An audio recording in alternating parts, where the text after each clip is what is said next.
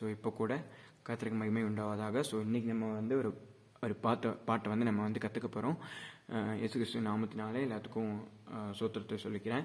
So இப்போ வந்து நம்ம வந்து பாடுற பாட்டு எல்லாத்துக்குமே தெரிஞ்ச ஒரு பாட்டு தான். கீர்த்தனை பாட்டு, ஸ்தோத்திரம் இயேசுநாதா உமக்கென்றுமே ஸ்தோத்திரம் இயேசுநாதா. அந்த பாடலே கூட நம்ம மியூசிக்கோடு இணைந்து நம்ம வந்து பாட போகிறோம். ஸோ இந்த பாட்டு உங்களுக்கு பிடிச்சிருந்துச்சுன்னா லைக், சப்ஸ்கிரைப் அண்ட் ஷேர் பண்ணுங்கள். டெய்லியும் ஒவ்வொரு பாட்டுக்குள்ளே நம்ம வந்து கர்த்தரை நம்ம மகிமைப்படுத்துவோம். வாங்க.